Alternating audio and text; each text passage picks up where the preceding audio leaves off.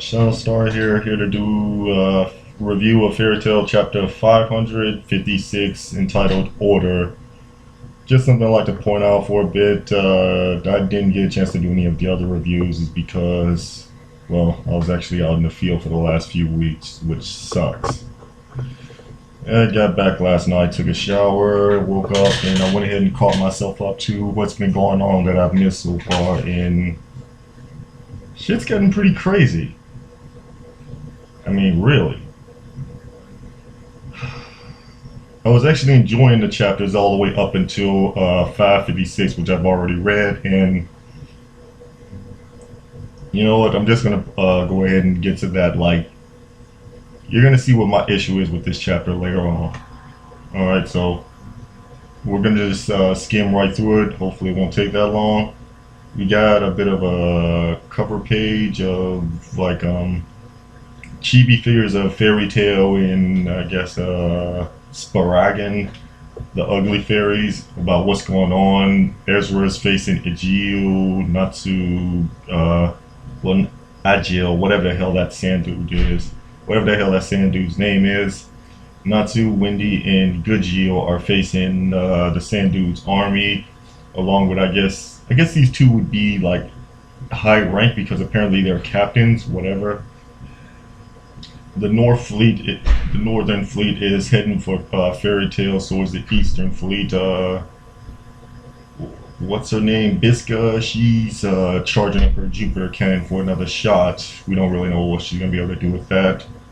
In the meantime, their town that they're in is still being protected by the Jushin Shiki that Freed put up, and there's still that small hole in that Judge Badman dude puts.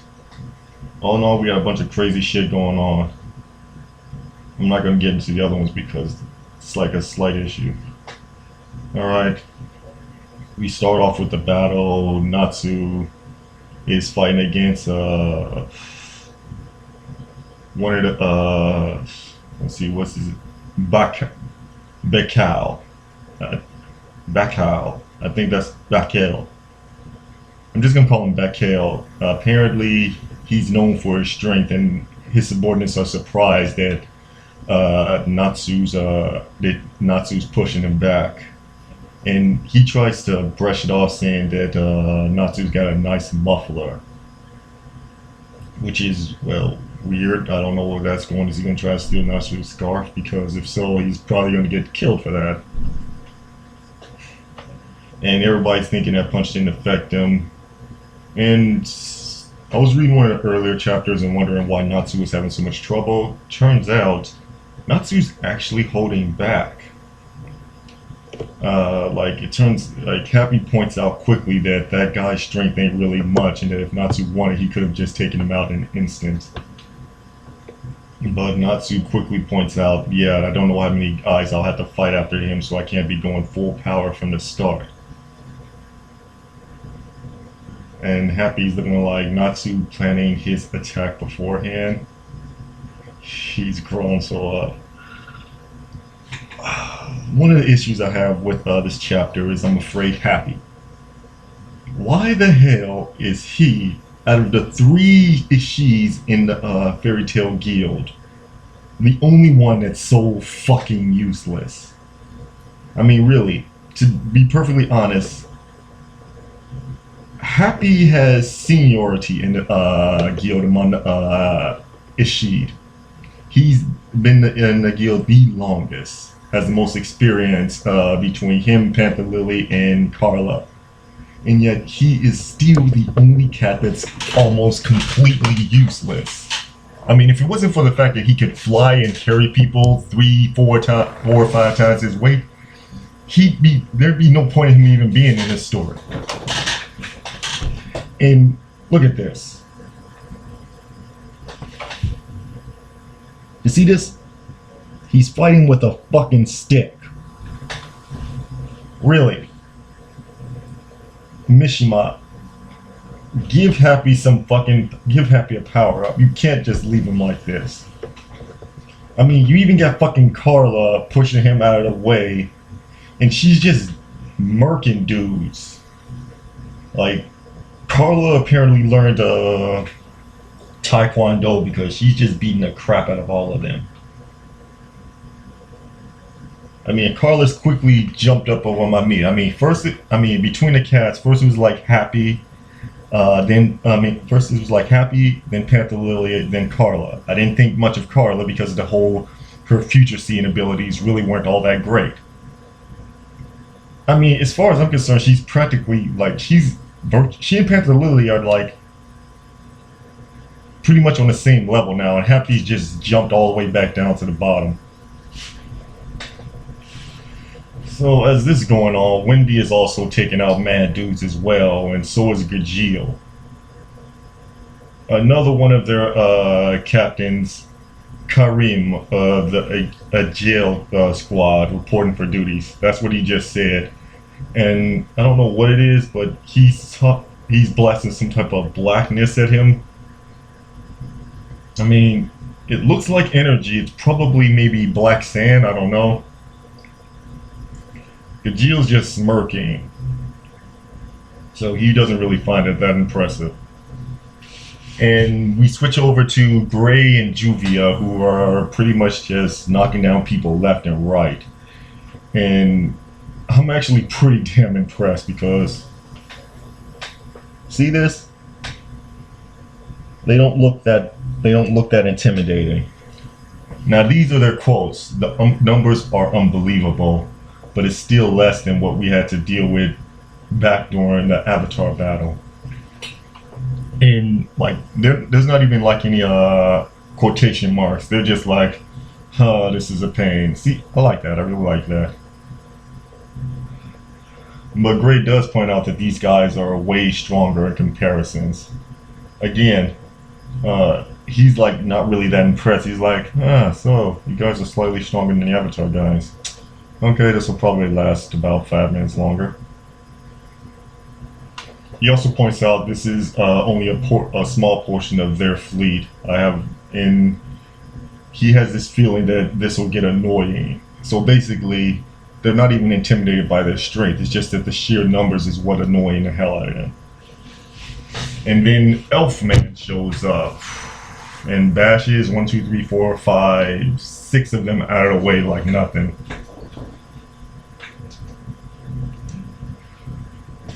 And so does Lysana, who's in her harpy state, I guess you could say.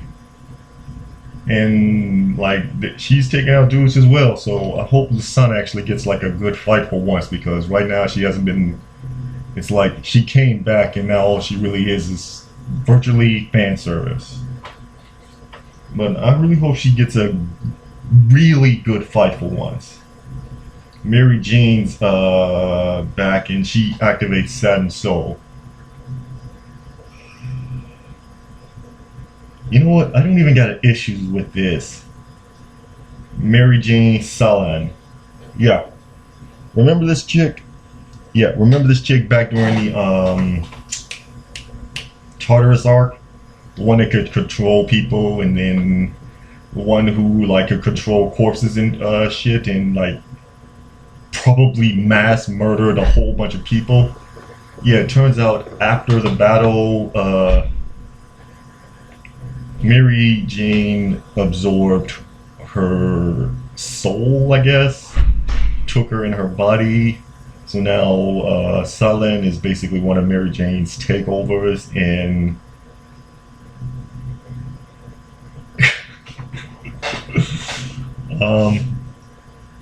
worst part is I can't even say that this wasn't. I can't even say this is bullshit. I know a lot of people are going to be saying this is utter crap and that this makes no sense. It was small foreshadowing, but there was some foreshadowing, like during the flashback of during her battle. Okay, I know I'm deviating, but I just want to point this out so that nobody gets it mixed up that there wasn't any. This doesn't make sense. During the flashback of her battle, Mary Jane commented several times throughout the Tartarus arc that she already had the demons. I'm just gonna say demons entrails already inside her body, as in technically she was already partly part of a demon. So that means that Mary Jane was at the very least somewhat similar to the demons of Tartarus. And she proved this by being able to cause all the tanks to self-destruct. That along was a huge hint that she's at that Mary Jane's not only similar, she's at the very least compatible with their body powers. And let's see, what else was there? Oh yeah, during her battle with Salen, when Salen did her takeover, or her mark on herself and powered up and was beating Mary Jane, Salen commented on the fact that Mary Jane was starting to control her and that Mary Jane was too dangerous to let live. So yeah, there were some small shadowings, hints here and there that Mary Jane could possibly take over them. It would have been helpful if they'd done this like I don't know, before, like brought some demons before and then help foreshadowing that ahead of time. But there were some hints here and there that this could possibly happen. So I'll go ahead and give Mishima that. Of course, Gray and Juvia had no idea this could fucking happen, so they're shocked as hell. And then Lysana points out, well, she would have died if we left her like that. So Gray was looking like, so she's just been robbed of her body. Technically true. Mary Jane just basically stole her spirit, kind of like what that one dude who could absorb souls. More foreshadowing, maybe? I don't know. We'll see. Alright, so as Selen, Mary Jane goes ahead and knocks like dozens of them off with her Marco. Of course, quite a few of them are still awake and they're just coming. And she decides to go ahead and just battle them the old-fashioned way, hand in hand, and Elfman's crying, calling her manly. This dude seriously needs to get a book on what different genders mean. Whatever. Judge Batman, he apparently spots this and is interested in one of the spells of Marco's. And apparently he's planning on making Mary Jane one of the Emperor's toys.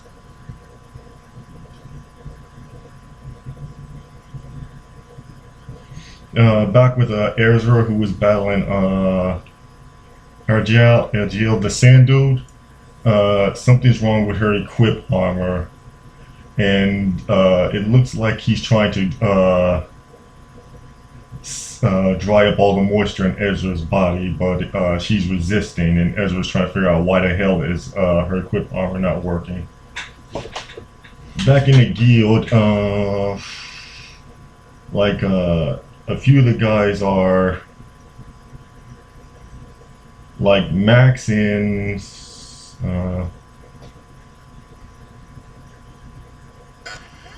Warren are basically well, Warren's freaking the fuck out. He's basically crying and like he's all but giving up at this point until Max kicks him in the balls and knocks some sense in him, saying that they're all scared but they've got to protect their home and now isn't the time for this bullshit. So yes, it's good to know that not all of them are freaking the fuck out. And he sticks a broomstick up his butt. So apparently getting kicked in the balls knocks some sense into him. Usually that'd leave a man writhing on the ground, but this is fairy tale, so whatever. He contacts Biska and she comments that there's another 5 minutes before her Jupiter cannon recharges.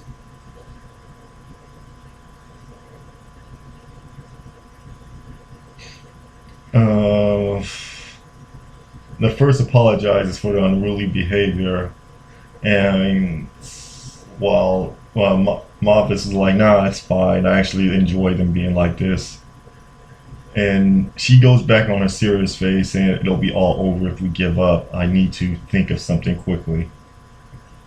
And then we go back to the biggest issue of the fucking chapter that I have a problem with. This is the end of the chapter. Uh, Lucy is still in her home, and she's looking at Brandish, who's in her fucking bathtub. Butt ass naked, too. No joke. See? Lucy standing looking like, why the fuck is this bitch in my bathtub? And Brandish just looking at Lucy.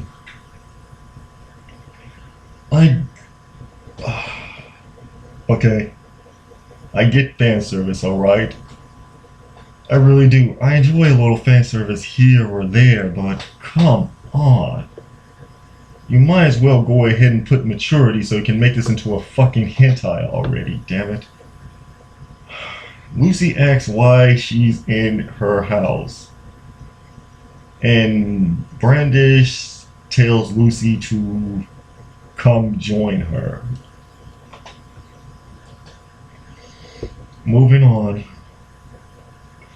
Lucy's looking like, what? Are you serious coming into my bath, my house, and then asking me to join you? Are you out of your mind? Yes, apparently Lucian has common sense. She says, don't make me repeat myself. I guess she did that magical thing and, like, made it skyrocket. So she picks up, like, oh yeah, remember that little turd that, they first met that was a part of Brandish's army and she made disappear? Yeah. Turns out she actually shrunk him. Go figure. And she brought him with her to the bathhouse.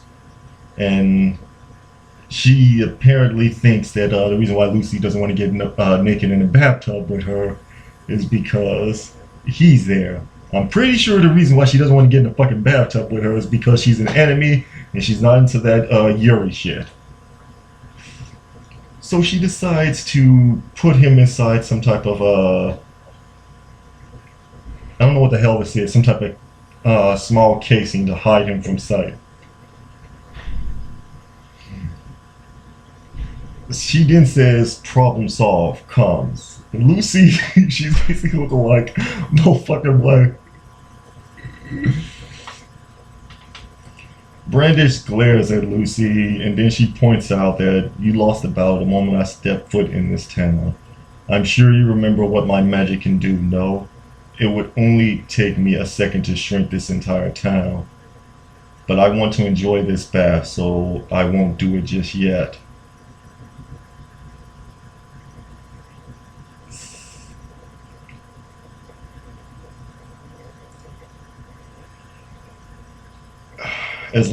You'll be alright as long as you listen to what I say.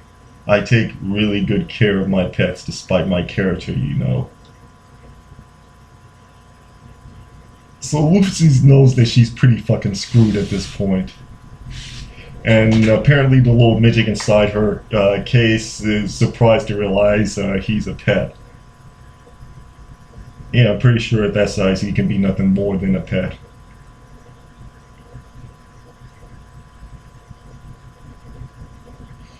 So Lucy asks why she does that, and then she does this shit, and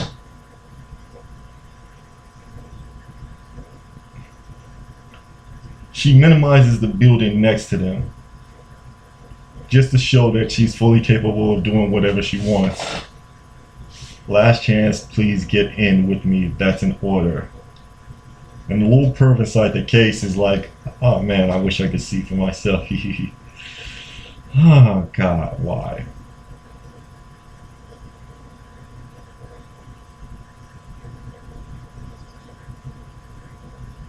Lucy basically gumps and she decides to go ahead and start taking her clothes off, realizing I can't use my magic around her and I don't know what her purpose is. But if it's a physical battle she wants, then it's one she'll get. I'm pretty sure what she's after isn't a fucking physical battle, at least not the type of physical battle you're fucking thinking of. And that's how the chapter ends.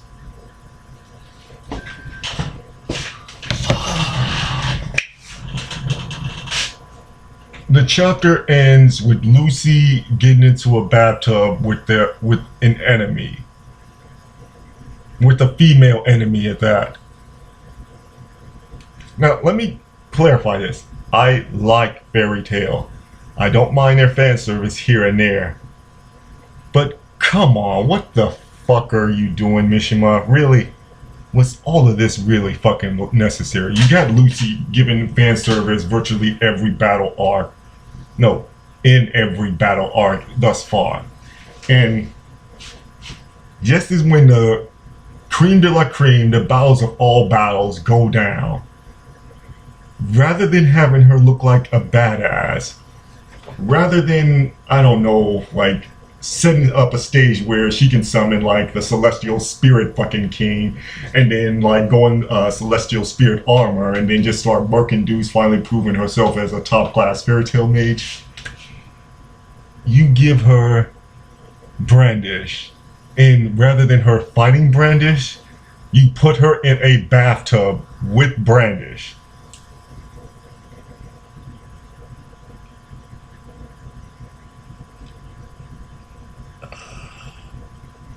And for some reason that has yet to be clarified, Brandish has taken a fucking liking to Lucy.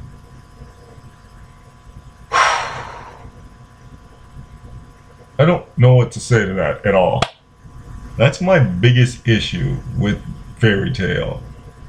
There is unobscene amounts of pointless fan service. Alright? If he's really into that shit, he might as well just go ahead, give the manga, sell the manga to somebody else, and then make himself a fucking hentai series. Because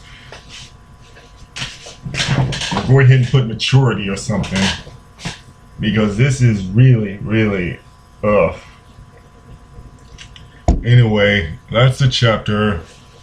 To start off with some key points.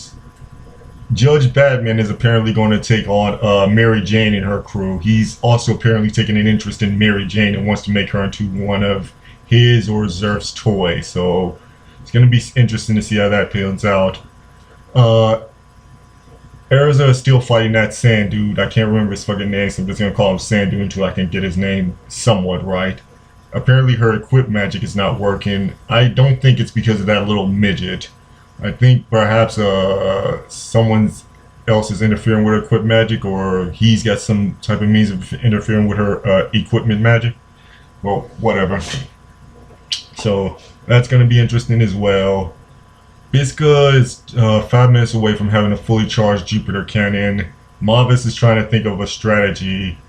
Natsu, Wendy, and Gajil are facing like the army on the flip side. They're not going all out because they're trying to figure out how many enemies they've got to deal with and what's the best strategy, which is surprising for Natsu's side, but just goes to show you he's not a fucking musclehead. He can think some shit out, so that's good for Natsu. And lastly, Lucy is getting into a bathtub with Brandish of Sparagon. Don't really see the point in that, but okay. That's it for this chapter. Please leave some comments. I want to know what everybody else's thoughts on this. And I guess I'm sorry, I'm still tweaking out. You know what? I'm going to go ahead and put up a full Fairy Tail rant later on today, only because I feel like at this point I have to, because there are just some characters that are not getting the justice they deserve. Anyway, look forward to that. Until then, this is Shadowstar, going to go ahead and sign out.